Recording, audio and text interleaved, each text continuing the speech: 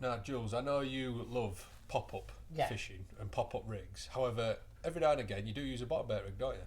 Yeah, I do. Especially, well, mainly at this time of year when the waters are a bit clearer, there's less chod on the bottom, and I'm targeting waters where there's a cleaner bottom rather than weed on the bottom. Now that's another good point, Jules. See, I love listening to you, mate, because you never ever stop learning. You No. never stop learning. It's all these one percentages Yeah. that you take in that adds up to that bigger percentage that puts fish on bank, Jules, into it.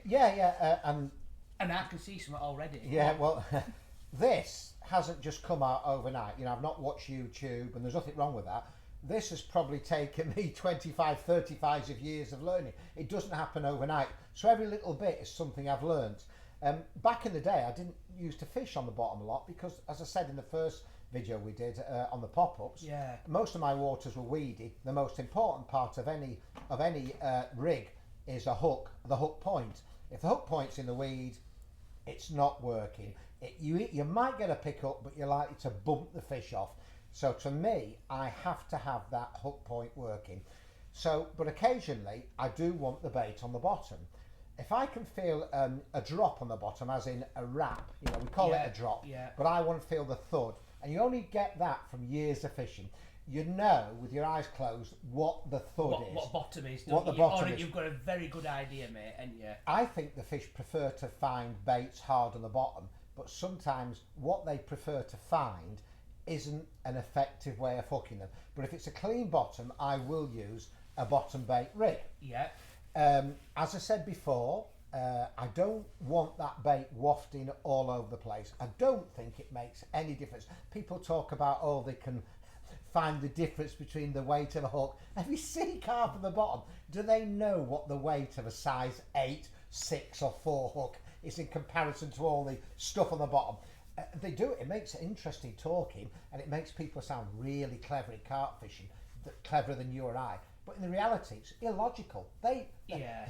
They're not. Do you watch someone film sucking from 8? Everybody talks about them sucking from 8 inches. I've never seen a carp film where they do that yet. They put their mouth over it. They're over it, yeah. So yeah. I like a bottom bait rig. Now, I used to use the multi-rig, same as the pop-up rig, Yeah. straight on the bottom. But I once, and it was a mistake that came good, I'd made the shrink tube a little bit too long, and I got a better hook hold. And what I've started doing, and it's a bit like Scott Lloyd's noodle rig, I was just I've gonna say that. extended the shrink tubing. So it's almost like a very long shanked hook, but a safe long shanked hook. I don't particularly like long shanked hooks that are too long, because if you hook the fish an inch or so in the mouth, you are pulling that shank down into the mouth. Yeah. So I prefer that shrink tube as the shank. And what happens is that makes it it's a lot harder for the carp to eject. Now you're going to ask me about that shot, aren't you? I'm going to ask you about a shot. That's a very good point as well, Jules, with the extended Yeah. shrink tube, mate. I think that's a good point. And there's two things I can see different on here. Obviously, you've got the shot Yep. on a bottom bait. Yep.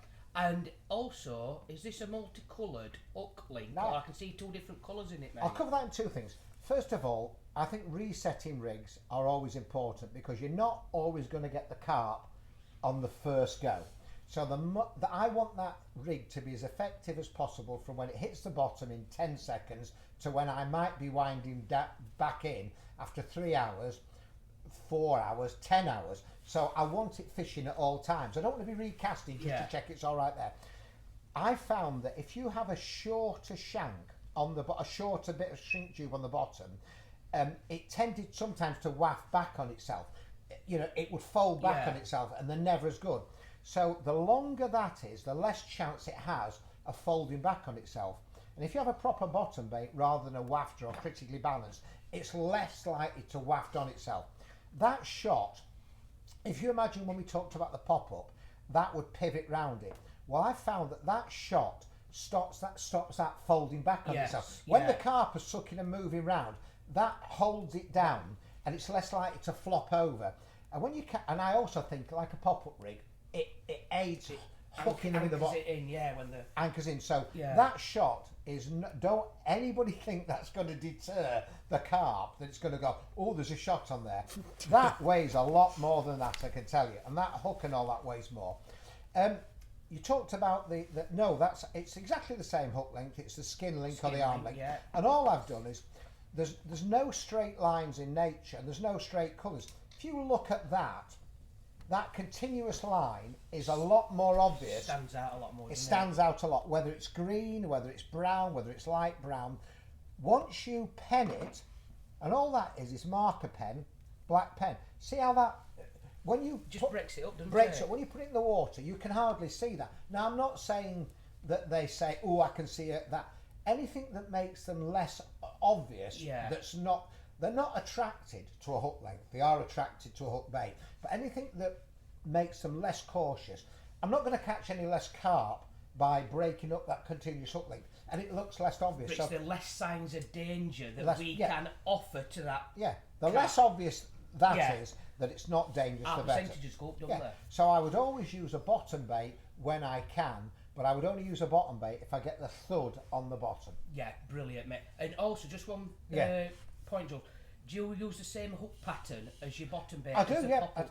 I do. I mainly use twisters in size 4 or 5, and again I use the same hook length, skin length. I just like that stiffer hook length.